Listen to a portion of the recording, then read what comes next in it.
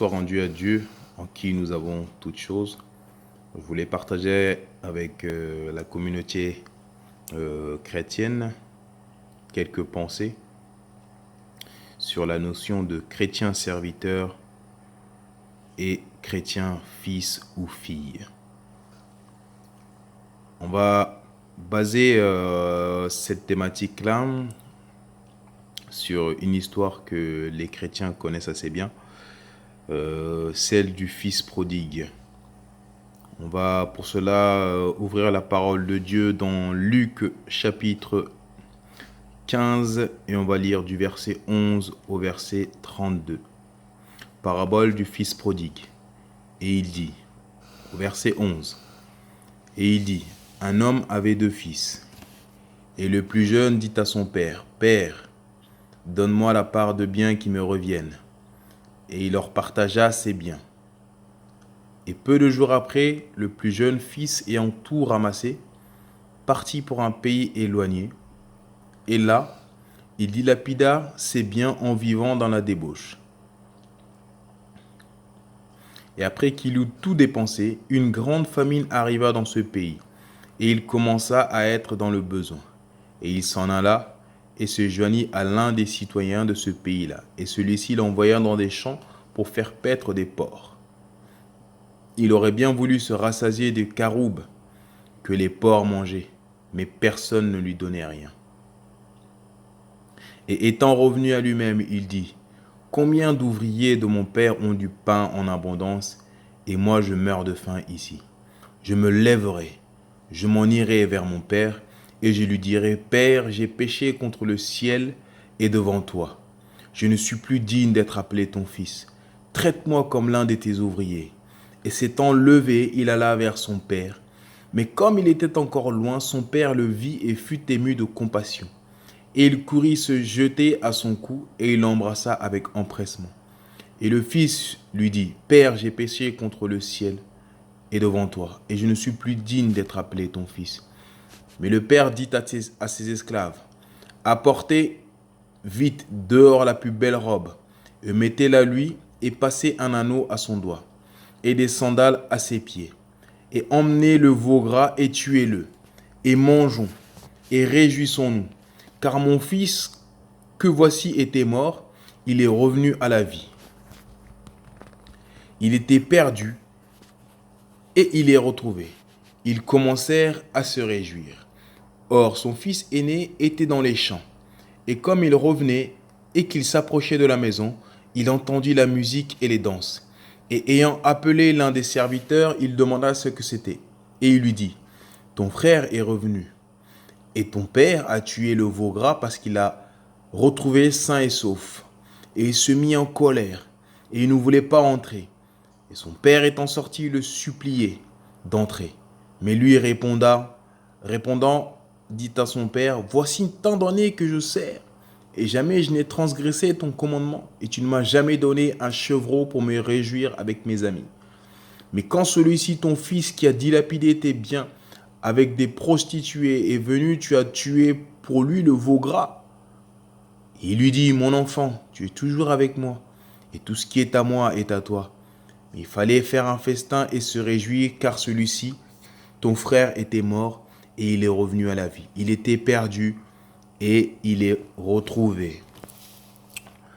On va commencer d'abord par cette notion de chrétien serviteur, voire chrétien serviteur, décrit dans la parole de Dieu dans le verset 25.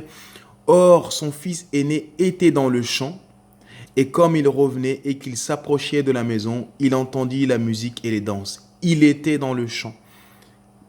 Selon la définition qu'on a pu trouver, qu'on trouve dans les dictionnaires, un serviteur, la définition de serviteur, c'est un serviteur est quelqu'un qui est au service d'une personne, d'une collectivité ou de Dieu. C'est quelqu'un qui a un devoir envers un maître. On a l'autre définition, un grand serviteur de Dieu est un homme d'une grande piété, d'une grande charité, uniquement occupé de la prière et des bonnes œuvres. Cette définition-là, on peut l'associer à certains chrétiens. Je m'explique. Qui, comme le fils aîné, il travaille sans cesse pour les bonnes œuvres. C'est des chrétiens qui sont sans cesse dans le travail, qui sont sans cesse sur le champ, ils sont sans cesse sur le terrain. C'est des travailleurs, c'est des bosseurs. Il faut, parce que la Bible déclare que c'est à la sueur de son front que l'on mange. Il faut être travailleur, il faut être bosseur. Ça, c'est un chrétien serviteur. On peut le voir aussi avec Marthe, notamment, qui nous montre encore l'image d'un chrétien serviteur. Dans Luc chapitre 10, du verset 38 du verset 38 au verset 42, comme Jésus était en chemin avec ses disciples, il entra dans un village et une femme du nom de Marthe l'accueillit dans sa maison. Elle avait une sœur appelée Marie qui s'assit aux pieds de Jésus et écoutait ce qu'il disait. Marthe était affairée aux nombreuses tâches du service. Elle survint et dit, « Seigneur, cela ne te dérange rien, cela ne te fait rien que ma sœur me laisse seule pour servir? Dis-lui donc de venir m'aider. » Jésus lui répondit, « Marthe, Marthe, tu t'inquiètes et tu t'agites pour beaucoup de choses, mais une seule est nécessaire. Marie a choisi la bonne part et elle ne lui sera pas enlevée. » Marthe était affairée aux nombreuses tâches du service. Le chrétien serviteur, en général, il est affairé aux nombreuses tâches du service.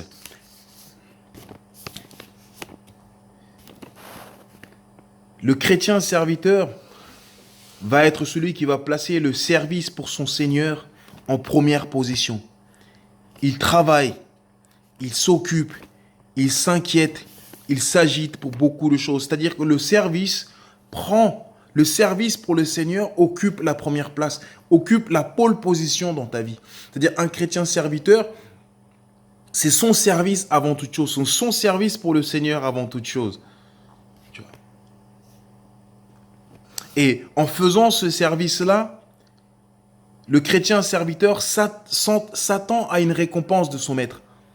C'est-à-dire que je fais toutes ces choses-là pour recevoir quelque chose de son maître.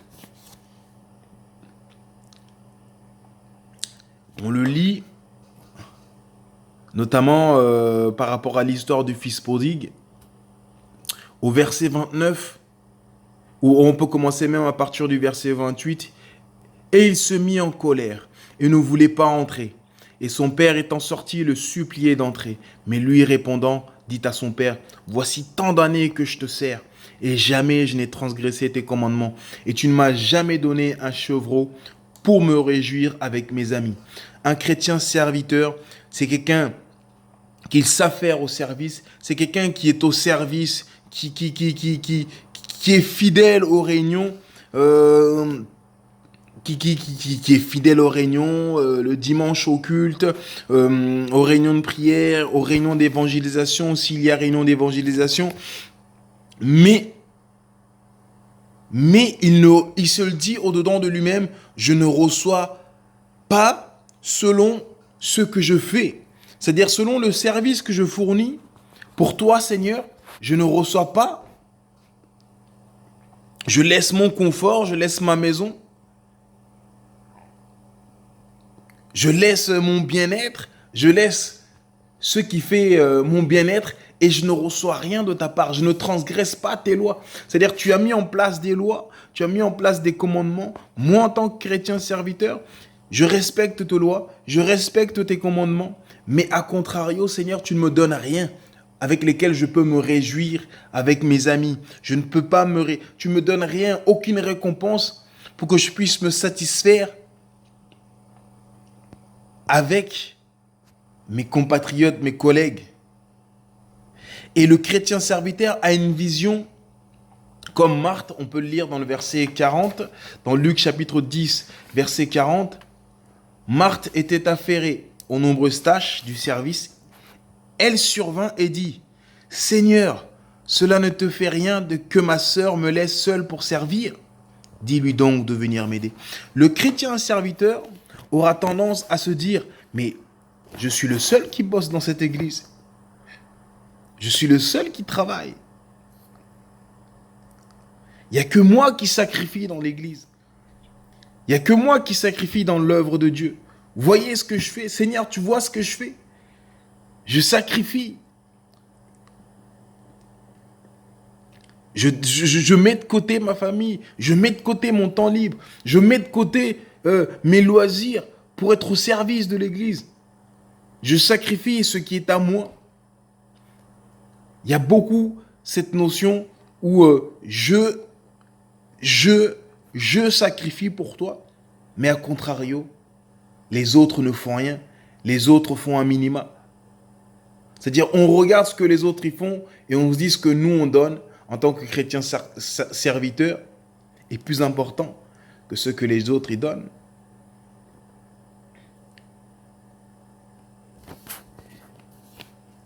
Et on pourrait voir que le chrétien serviteur, comme je l'ai précisé auparavant, il est attaché à son service.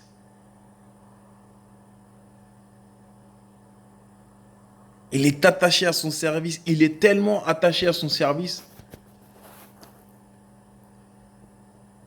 que le service, comme je l'ai précisé, prend la pole position. Il oublie son statut. Il oublie qu'il n'est pas serviteur, mais qu'il est fils. Parce que Christ ne nous a pas affranchis pour que nous soyons esclaves. Il ne nous a pas affranchis pour que nous soyons serviteurs. Mais il nous a affranchis afin de nous appeler amis, afin de nous appeler frères. Le chrétien serviteur oublie, pour son service, il oublie parfois son statut de fils de Dieu. Maintenant, on va développer le chrétien fils, voir la notion du chrétien fils. Et ça, on pourra notamment le surligner, la définition par rapport à notre lecture de base, au verset 17. Étant revenu à lui-même, il dit: combien d'ouvriers de mon père ont du pain en abondance et moi je meurs de faim. Un chrétien fils, c'est quelqu'un qui est conscient de première chose et que Dieu est son père. C'est-à-dire, il a conscience que Dieu n'est pas un Dieu étranger, mais qu'il est le Père, il est son Père. Parce que Christ n'est pas venu nous présenter un Dieu étranger, mais il est venu nous révéler le Père. Celui qui m'a vu a vu le Père, dira-t-il. Celui qui m'a vu a vu le Père. Comme moi, je suis dans le Père. Christ nous a révélé le Père. Le chrétien fils est celui qui est conscient que Dieu est son Père. Et il dit, combien d'ouvriers de mon Père? Il y a cette notion-là de paternité, d'appartenance à. Je suis issu de. On pourra prendre cette définition du dictionnaire qui nous donne la définition d'un fils. Fils, personne du sexe masculin ou féminin, fils-fille, originaire d'un lieu, d'un milieu. En littérature, c'est un descendant, une descendante en ligne directe. C'est-à-dire qu'un fils, fille, sait qu'il a un père. Il sait d'où il est, il connaît ses origines. Il sait qu'il vient de quelque part. C'est-à-dire, il connaît son historique. En tant que fils de Dieu, en tant qu'enfant né de nouveau en Jésus-Christ, nous connaissons nos origines, nous connaissons notre historique spirituel. Et nous connaissons notre statut. Et nous connaissons par-dessus tout le statut de notre Père. Dans le verset 17, il est écrit « Combien d'ouvriers de mon Père ont du pain en abondance ?» Jésus-Christ nous dira, dans Jean, ou dira plutôt, donnera cette réponse-là à Ponce Pilate dans Jean chapitre 18, verset 36. Jésus répondit, mon royaume n'est pas de ce monde. Si mon royaume était de ce monde, mes serviteurs auraient combattu pour moi afin que je ne sois pas livré aux Juifs. Mais en réalité, mon royaume n'est pas d'ici-bas. Jésus nous montre que son royaume n'est pas d'ici-bas. Il connaissait ses origines. Il savait d'où il venait. Il savait qui il était. Il savait qui était son père. Si moi, au jour d'aujourd'hui, je me déclare en tant que fils de Dieu, je connais mes origines. Je connais la dimension de mon père. Je connais la dimension du royaume de Dieu. Je connais tous les anges qui sont là pour me défendre. Je connais tous les serviteurs, tous les anges qui sont au service de mon Père, Dieu le Créateur, qui sont là pour moi.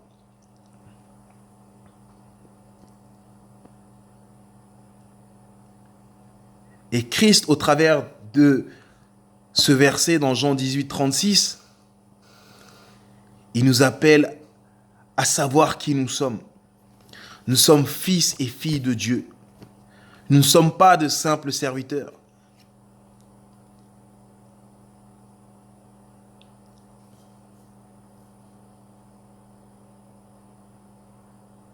Notre service, le service que nous pouvons faire dans nos églises en tant que fils de Dieu, l'engagement que nous aurons dans nos églises, l'engagement que nous avons dans nos réunions, dans nos rassemblements, que ce soit le dimanche à la prière, c'est avant toute chose parce que nous sommes fils de Dieu. Non pas parce que nous sommes appelés à servir Dieu, mais parce que nous sommes fils de Dieu. Galates chapitre 3, verset 26 nous dit « Car vous êtes tous fils de Dieu par la foi en Jésus-Christ. » Car vous êtes tous fils de Dieu par la foi en Jésus-Christ. Et nous pourrions continuer. Galates chapitre 4, versets 1 à 7. Voici, je veux dire, aussi longtemps que l'héritier est un enfant, il ne diffère en rien d'un esclave, quoiqu'il soit le maître de tout. Il est soumis à des tuteurs et à des administrateurs, jusqu'au moment fixé par son père. Nous aussi, de la même manière, lorsque nous étions des enfants, nous étions esclaves des principes élémentaires qui régissent le monde. Mais lorsque le moment est vraiment venu, Dieu a envoyé son Fils, né d'une femme, né sous la loi, pour racheter ceux qui étaient sous la loi, afin que nous recevions le statut d'enfants adoptifs. Et parce que vous êtes ses fils, Dieu a envoyé dans votre cœur l'esprit de son Fils qui crie « Abba Père ». Ainsi, tu n'es plus esclave, mais fils. Et tu es fils. Tu es aussi héritier de Dieu par Christ. Un enfant, un fils, travaille en tant qu'héritier. C'est-à-dire que le service que nous faisons dans nos églises, l'engagement que nous prenons dans nos églises, c'est en tant qu'héritier. Parce que nous savons que l'Église, corps de Christ, c'est notre héritage. Nous ne travaillons pas comme serviteurs, comme esclaves. C'est-à-dire que nous ne travaillons pas, je ne fais pas mon service dans l'Église en me disant que je veux recevoir un salaire. Lorsque je veux faire ceci, lorsque je vais jouer de la guitare, lorsque je vais faire du piano, lorsque je vais faire de la batterie, ou lorsque je vais aller à la réunion, ou lorsque je vais aller évangéliser, je vais attendre quelque chose, je vais attendre une récompense, je vais attendre un salaire. Non, toutes ces choses nous appartiennent. Nous travaillons en tant qu'héritiers.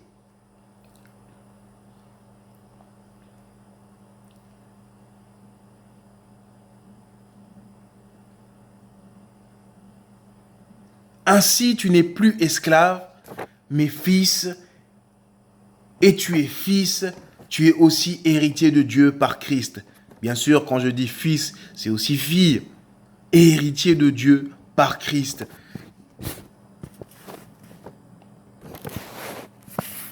Jésus-Christ sait que tout ce qui est à son Père est à lui.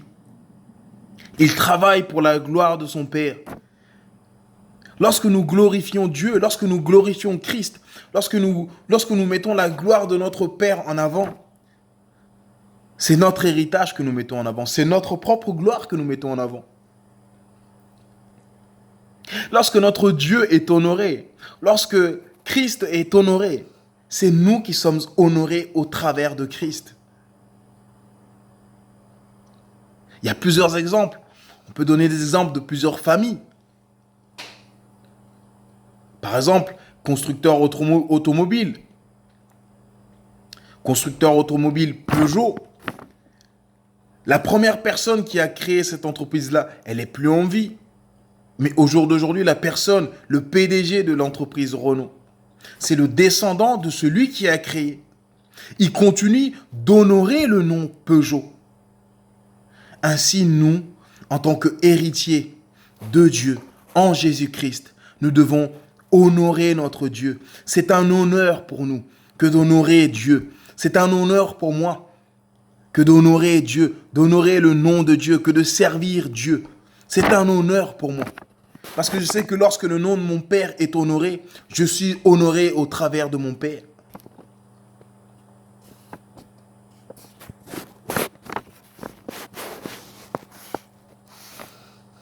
Ça, c'est la notion de fils. Et on pourrait, un autre point que l'on pourrait voir, un fils recherche avant tout la présence de son Père. Lorsque nous sommes au service de Dieu, avant toute chose, nous sommes au service de Dieu parce que nous aimons sa présence. Parce que nous chérissons sa présence. On lit dans Luc 15 au verset 18, « Je me lèverai et je m'en irai vers mon Père et je lui dirai, Père, j'ai péché contre le ciel et devant toi. Je me lèverai et je m'en irai vers mon Père. » C'est-à-dire, je veux prendre la position de prendre mes jambes et d'aller vers Dieu, d'aller dans sa présence. Lorsque j'y vais au culte, lorsque j'y vais à la célébration, lorsque j'y vais à la réunion de prière, même lorsque j'y vais dans mon lieu secret, c'est parce que j'aime être en contact avec Dieu, c'est parce que j'aime être dans sa présence, alors je me lève pour aller dans la présence de mon Père.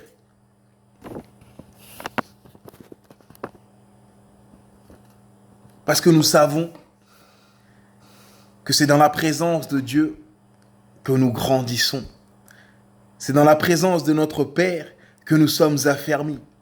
Un enfant qui est souvent aux côtés de son Père est beaucoup plus instruit qu'un enfant qui n'est pas en contact avec ses parents. Parce qu'il apprend beaucoup de choses aux côtés de ses parents. Parce que ses parents ont l'expérience. Et si nous, héritiers de Dieu en Jésus-Christ, nous ne cherchons pas, nous ne chérissons pas la présence de Dieu, comment pensons-nous qu'en tant qu'enfants de Dieu, on va progresser, on va grandir dans la foi? C'est dans la présence de Dieu que notre foi grandit. C'est dans sa présence. Luc, chapitre 10, au verset 30 au 39, on pourrait lire l'histoire de Marie. Elle avait une sœur appelée Marie qui s'assit aux pieds de Jésus et écoutait ce qu'il disait. Marie était assise aux pieds de Jésus et écoutait ce qu'il disait. Un véritable fils, il est aux pieds de son père. Il écoute ce que son père dit. Il prend conseil auprès de son père. Il puise auprès de son père afin de grandir. Vous pourrez lire dans Proverbes chapitre 4 au verset 1, Proverbes chapitre 5 au verset 1, Proverbes 7.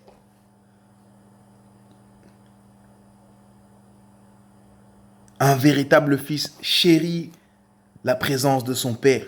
Ce n'est pas une charge pour lui que d'être aux côtés de son père. Ce n'est pas un fardeau pour lui que d'être aux côtés de son père.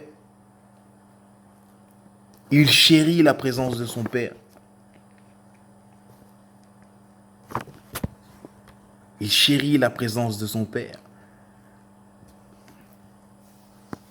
Et pour terminer, un fils fait la joie de son père. Un fils fait la joie de son père. Verset 23 de Luc 15 nous dit, on pourra même lire à partir du verset 22, mais le père dit à ses esclaves, apportez vite dehors la plus belle robe et mettez-la à lui, et passez-lui un anneau à son doigt et des sandales à ses pieds, et emmenez le veau gras et tuez-le, et mangeons et réjouissons-nous. Un fils fait la joie de son père, un fils obéissant, un fils qui reconnaît son statut, un fils qui met son père en valeur, un fils qui honore son père, un fils qui reconnaît son père, fait la joie de son père. Réjouissons-nous. Réjouissons-nous. Le Père prend plaisir lorsque nous venons dans sa présence. Le Père de gloire, notre Dieu, prend plaisir lorsque nous sommes dans sa présence. Notre Dieu prend plaisir lorsque nous venons le voir, lorsque nous sommes pressés, lorsque nous nous hâtons d'aller dans sa présence, lorsque nous nous hâtons de le servir. Le Père se réjouit.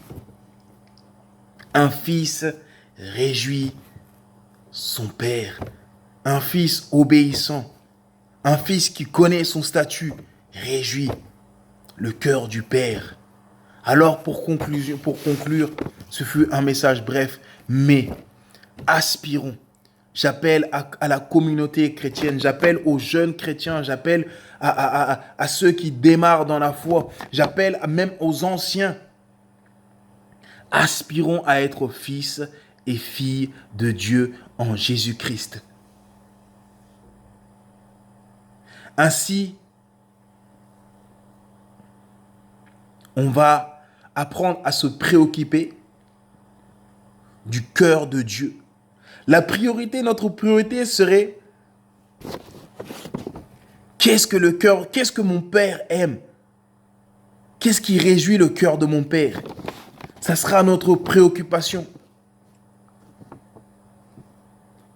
On pourra le glorifier en cherchant premièrement son royaume et sa justice.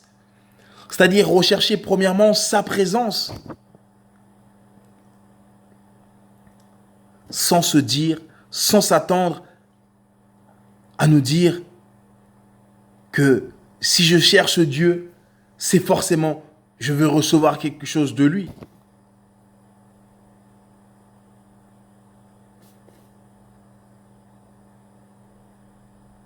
Sans se dire dans mon esprit, ce que je vais faire là, ce que je vais faire, le sacrifice que je veux faire en allant répéter, ou en prenant mon instrument, ou en apportant la louange, je vais attendre quelque chose, que Dieu me donne quelque chose en compensation. Non, si je vais à l'église, c'est parce que Dieu va me donner quelque chose. Il va voir que je suis parti à l'église, que j'ai pas été voir ma famille, que j'ai pas été chez des amis, que j'ai pas fait des activités, mais que j'ai été à l'église. Non. Faisons ces choses, glorifions notre Dieu, parce que nous voulons réjouir son cœur de Père. Parce que nous voulons que son cœur de Père soit réjoui. Et lorsque le cœur de notre Père est réjoui, alors c'est là que nous trouvons notre véritable joie par le Saint-Esprit. Lorsque le cœur de notre Père est honoré, c'est là que nous sommes honorés par le Saint-Esprit. Alors, amis chrétiens, aspirons à être fils plutôt que serviteurs. Que le Seigneur notre Dieu nous bénisse. Que le Seigneur notre Dieu nous apprenne à réaliser certaines choses. Nous sommes fils et filles de Dieu et non pas serviteurs de Dieu. Soyez bénis dans le nom de Jésus-Christ. Amen.